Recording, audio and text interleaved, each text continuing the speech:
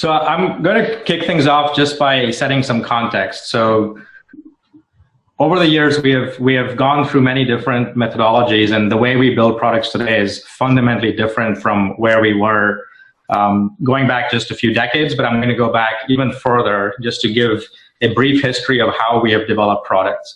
So going back into the early 20th century, a lot of the emphasis was on the factory. A lot of the emphasis was on mass production. So we took products that we had, everyday products like razors and cars, and we were trying to mass produce them in factories. And so efficiency was the name of the game, and unfair advantages in those days was all about being able to produce the most number of units at the lowest cost. And so around that time, out of constraints in Japan, a lot of the early ideas that were created by Toyota and Edwards Deming, Taiichi Ohno eventually went into what became lean manufacturing. So that's where that kind of originated. As we moved further down 20 years later, we began working with software. Things began to become more digital, but we didn't know anything about software. So we used the same processes that we would to build physical products to software. And so we had a very waterfall-like approach. Some of you may have lived through that era. It was a very staged approach. So this kind of gives you a view of what that might have looked like. There was a set phase where we went and talked to customers, gathered requirements, then we went away for a long period of time to build stuff, and then we released things out, and that's where we did our market validation. So there were finite stages for each activity, and you couldn't really go back and do lots of changes because changing things were very expensive. If you were building a bridge or in a factory, you couldn't go back and redesign things. And so when we did software that way, we kind of lived in that same type of a model. That eventually began to break down as customer needs outpaced the cycle time of waterfall. So when we got into the early 90s and 2000s, PC computing was on the rise. Eventually, the internet came into play. And with those technologies, it became impossible to be able to deliver something that customers wanted. The needs would change mid-cycle, and requirements would all be changing. And so change management became the name of the game. And that's what Agile was all about. So a number of competing methodologies were developed back then, eventually all codified under the umbrella of Agile in 2001. And that was the iterative era. So that's where we would build products in stages. And the idea here was to involve customers throughout the product development cycle. So take a big project, break it into smaller pieces, build a little bit, get some feedback, build a little bit, get some feedback. And so that was the iterative era.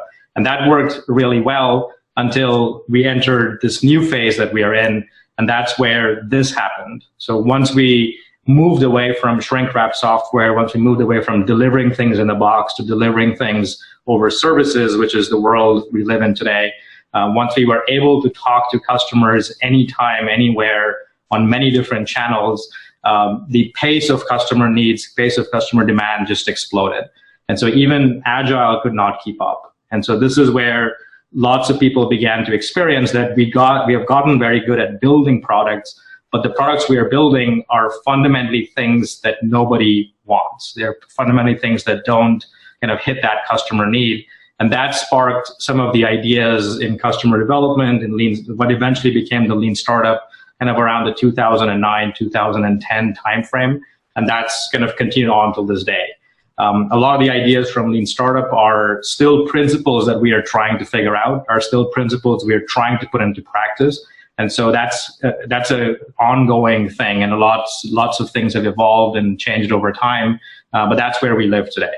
And so to give you a visual of what that phase looks like, it looks a lot like waterfall, but very shrink down. So you can see that in waterfall, we had a very big cycle time in the build phase. In the lean startup or the continuous model, the continuous innovation model, we are putting things out in front of customers continuously.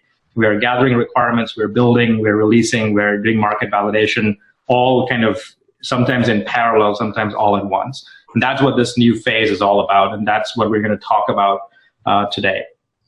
So in the old world, the waterfall approach, the agile approach used to work because even if you got the product wrong the first time, there wasn't lots of competition, there was time to learn, there was time to recover. The barriers to entry were really, really high. Now things have changed. Now, if you stumble, and we've seen this happen with many big companies over the last 10, 15 years, but even when the big companies stumble, it's not just one or two products that fail. Their business models can potentially get disrupted in the process. And that's what these studies have shown, is that in the last 15 years, you can look at the Fortune 500 companies here in the US, and many of them have just gone extinct. The lifespan of companies used to be 75 years. Now it's down to 15 years. There's a prediction that that's going to shrink even further. And a lot of this is just because of this rapid demand that we are not able to meet with the products we're building, and customers have lots more choices than they have today. So they don't have as much patience as they would in the past. If a company like Nokia or BlackBerry or Blockbuster doesn't serve their needs, they'd go to the competitors. They'd go to the Apples. They'd go to the Netflix of the world, or they'll go to digital photography in the case of Kodak. And so that switching has been happening quite a bit recently. And that's just the pace of what happens if you don't adopt these new types of this new type of continuous innovation. Now, on the other hand, in parallel, what we also see is the rise of startups, and lots of the startups are really the ones challenging these bigger companies.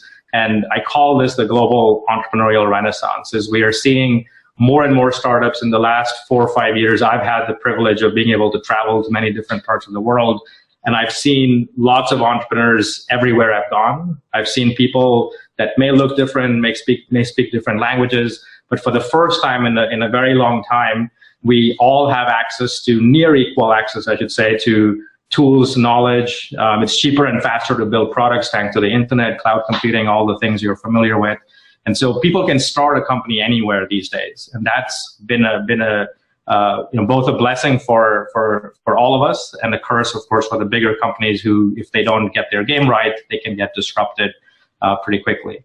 So startups are definitely taking advantage of these newer types of thinking, but we're also seeing lots of big companies are adapting to this. So you're seeing companies that were startups maybe 20 years ago, like Amazon, started in 1994.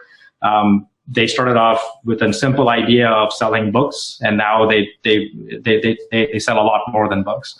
But if you look at their culture, a lot of it is in this mindset of rapid experimentation. You can see the quote down below by Jeff Bezos, and he describes a lot of their new successes to be the result of experiments that they're running, not just yearly, but monthly, weekly, daily.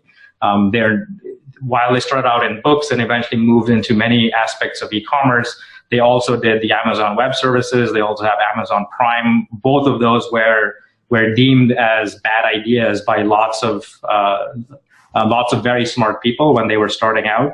But they persevered, and they proved that those models could actually work. And that was just this nature of rapid experimentation. They were willing to make big bets on those different ideas.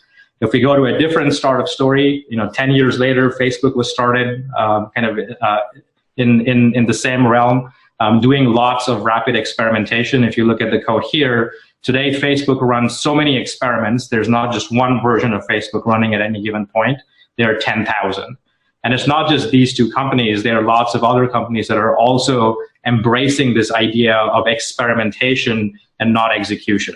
So the old model used to be, let's create this perfect plan. It was a very top-down model. Let's execute on that plan. The new model, because the pace of change is so fast, it's basically admitting that we may not know where the next big idea is going to come from. So let's use this experimental mindset to uncover that. So you can see a lot of names here, which I'm sure many of you will recognize. It's this mindset of rapid experimentation. So if you look at the common thread across all of these companies, all of these stories, we see one thing, and that is that the new unfair advantage is no longer speed of execution. It's no longer executing a plan, but rather it's speed of learning. So if you can outlearn the competition, you stand to win. Because if you can outlearn the competition, you build what customers want.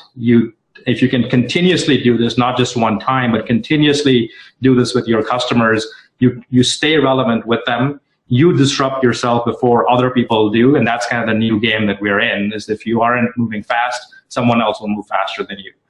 So you have to stay relevant to your customers, and that's the way you protect your business model. That's the way you see growth in your business model.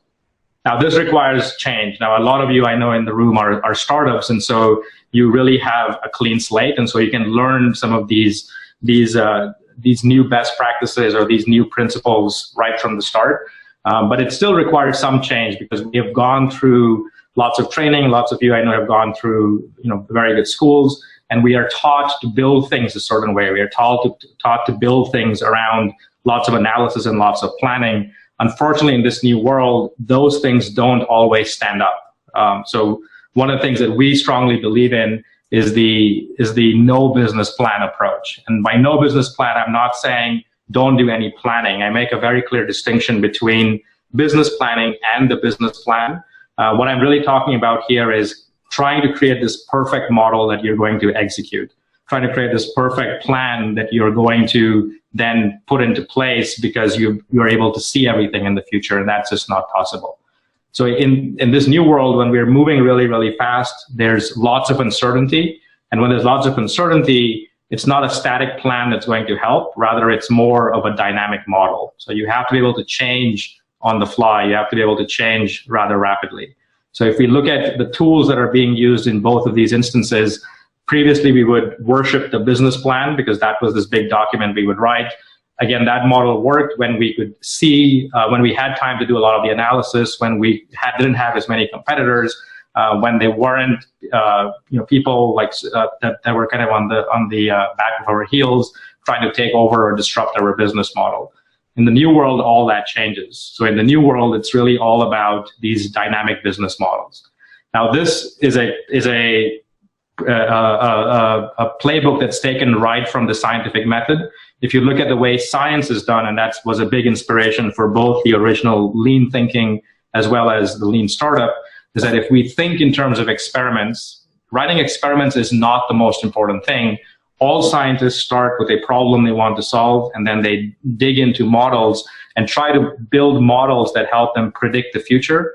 And then they run experiments to either validate, and if you follow the scientific method, it's really more looking for invalidation, because when you find invalidation, you can then correct your judgment and get to a much better model. And so that's the way science works, and we can almost apply that same kind of thinking to business models.